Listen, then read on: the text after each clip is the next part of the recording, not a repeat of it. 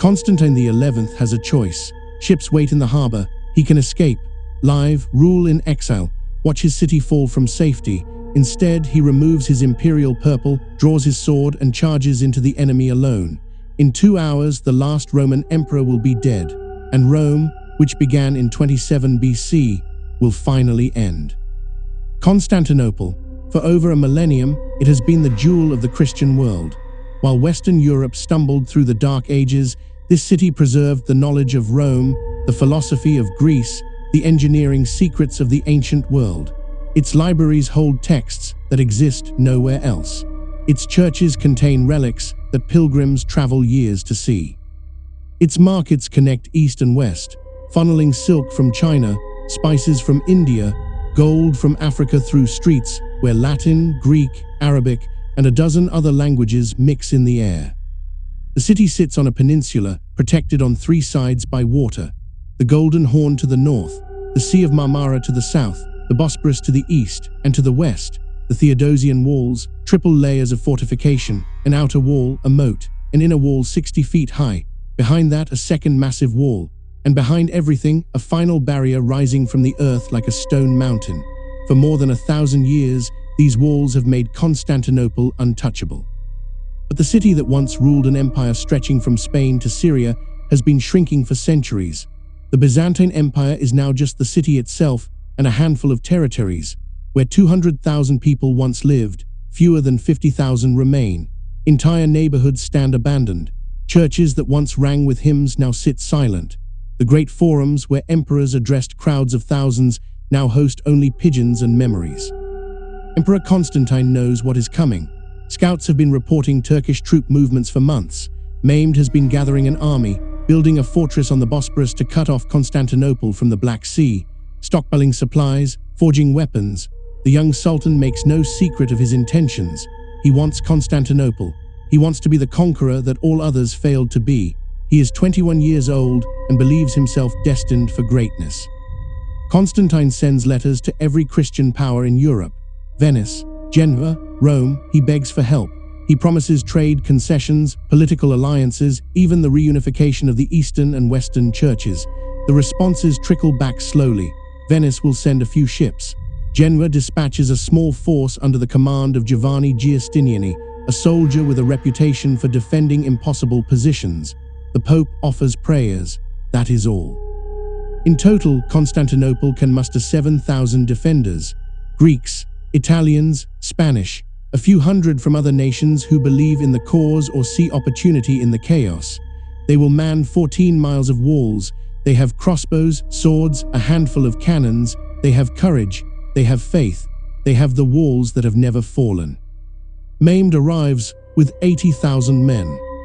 The Turkish camp stretches for miles. Tents cover the hills outside the city like a second landscape.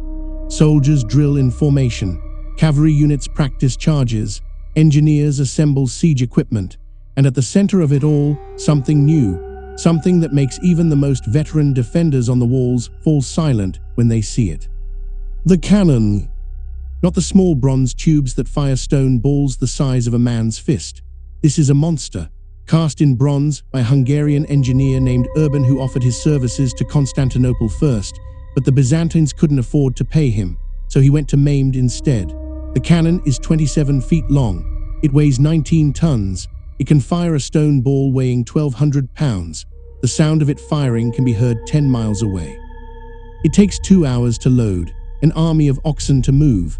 When it fires, the recoil drives it backwards 6 feet, and the barrel must be cooled for hours before it can be used again. But when that stone ball strikes the Theodosian walls, the earth shakes, dust rises in clouds, and for the first time in 1,000 years, cracks appear in the fortifications that were supposed to last forever. April 6, 1453. The siege begins with a barrage. Urban's great cannon fires. The other Turkish guns join in, smaller but still deadly. The noise is continuous, deafening. Inside the city, people stop speaking. They just point and shout because words are useless in this thunder. The walls hold, but each impact weakens them. Stone that has stood for centuries begins to crumble. The defenders work through the night, piling rubble behind the breaches, building makeshift barriers from whatever they can find. barrels filled with earth, wooden beams, bodies of the dead. Mehmed sends wave after wave of soldiers forward. They carry ladders, siege towers, grappling hooks. The defenders pour boiling oil from the battlements, fire arrows into the masses below, roll stones down on climbing attackers. Giovanni Giustiniani is everywhere at once, commanding the defense at the most critical points, plugging gaps in the line with his Italian soldiers, rallying defenders who are ready to break. Days pass, then weeks. The bombardment never stops completely. Even at night, the cannons fire sporadically, ensuring no one sleeps, no one rests. The psychological warfare is as brutal as the physical assault. Mehmed wants the defenders exhausted, terrified, ready to surrender. But Constantinople does not surrender. Constantine walks the walls every day. He is 58 years old, the last emperor of a dying empire. He knows the odds. He knows help is not coming. He knows that each dawn might be his last. But he will not abandon his city. He will not flee while his people fight. He removes his imperial regalia and fights alongside common soldiers, an emperor with a sword in his hand, bleeding beside bakers and fishermen. On the water, the Turkish navy tries to force entry into the Golden Horn. The Byzantines have stretched an enormous chain across the harbor mouth, blocking access. Turkish ships cannot break through, so Mehmed orders his engineers to do something unprecedented. They build a wooden road over the hills and drag 70 ships overland, bypassing the chain completely. The ships are pulled by oxen over greased logs, sliding up one side of the ridge and down the other. The defenders wake one morning to find Turkish vessels sailing on what should be protected waters. The noose tightens. May 27th, the 51st day of the siege, Mehmed sends emissaries to the walls. They offer terms. Constantine can surrender the city and live. The people will be spared. The churches will not be destroyed. It is a generous offer by the standards of the time. Constantine refuses. He will not hand over the city of Constantine the Great to the Turks. He will not be the emperor who lost Constantinople. Mehmed makes a final offer: gold, land, title, anything Constantine wants, just open the gates. Again, refusal. Constantinople was built to be eternal. It will not fall without a fight. May 28th. The entire Turkish army fasts and prays. This is not unusual. But this time, there is a quality to the prayers that the defenders recognize. The certainty in the voices, the intensity. This is not a request for victory. This is a thank offering before a victory already assured. That night, every church in Constantinople fills. Christians who have not prayed in years find themselves on their knees.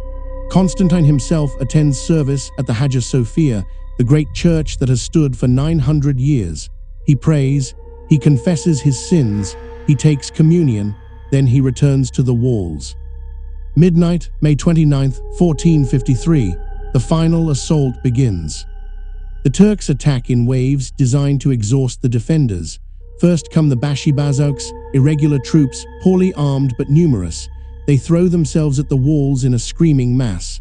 The defenders cut them down. Bodies pile in the moat. The assault continues for 2 hours. Then the Bashibazouks retreat. Immediately the Anatolian soldiers attack. These are professional troops, well-armed and disciplined. They come with siege ladders and towers. The defenders are already tired from the first assault, but they fight on. Giovanni Giustiniani is at the most critical point, rallying his men. The Anatolians gain a foothold on the outer wall. Desperate fighting, hand-to-hand, swords, axes, men wrestling and stabbing in the darkness. The Byzantines push them back. Then comes the third wave. The Janissaries, the elite of the Ottoman army, young men taken as boys from Christian families, raised as Muslims, trained for war. They are disciplined, fearless, and utterly loyal to the Sultan. They attack in formation, shields locked, moving forward like a machine. And at that moment, a cannonball strikes near Giovanni Giustiniani. He falls, badly wounded. His men carry him from the walls. The sight of their commander being taken away breaks something in the defense. Panic spreads. Soldiers who have fought for 53 days suddenly lose hope. A small gate, the Kirkeporta, used by defenders for sorties against the Turkish lines. Someone forgot to lock it after the last raid, or perhaps it was treachery. History is not sure, but Turkish soldiers find it open. They pour through. 50 men, then 100. They appear behind the main defensive line. The defenders realize they are being attacked from both sides. Some try to hold, others flee. The careful coordination of the defense collapses into chaos. Constantine sees the Turkish banners on the inner walls. He knows what this means. His city is falling. He has a horse ready, advisors begging him to flee, ships in the harbor that could carry him to safety. He removes his imperial purple. He draws his sword.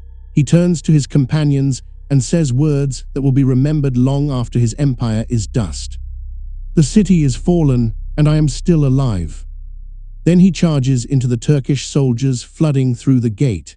He is never seen again. The last Roman emperor dies fighting in the streets of Constantinople like a common soldier.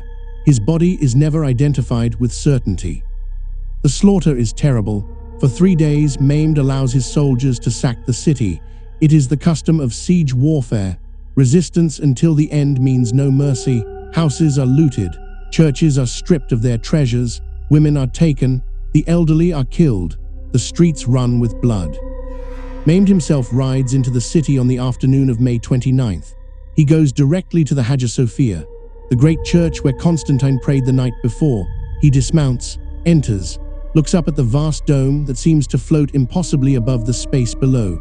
He summons an imam, and there, in the church that has been the heart of Eastern Christianity for 9 centuries, he orders the call to prayer. Constantinople becomes Istanbul, the last fragment of the Roman Empire, which began with Augustus in 27 BC and continued in unbroken succession through countless emperors, wars, plagues, and invasions, ends here. On May 29, 1453, the walls that stood for 1,000 years finally fall, not to the battering ram, not to treachery, but to gunpowder, to cannons, to a new age of warfare that makes stone fortifications obsolete. The Renaissance scholars in Italy receive news of the fall with horror, but also with unexpected opportunity. Byzantine refugees flee west, bringing with them texts that Western Europe has not seen in centuries. Greek manuscripts, ancient philosophy, lost histories. These texts will fuel the explosion of learning that transforms the West. In a strange way, the fall of Constantinople helps birth the modern world. The city survives under new management. Mehmed rebuilds, he repopulates, he brings in Greeks, Jews, Armenians, and Turks to create a cosmopolitan capital for his empire. The Hagia Sophia becomes a mosque, but remains standing. Many churches are converted, but not destroyed. The walls are repaired. 571 years later, you can still walk those walls, still see the gate where Constantine made his last stand, still stand in the Hagia Sophia and imagine the moment when one world ended and another began. The stones remember, the walls remember, and somewhere in the city's bones, the last Roman emperor still stands watch.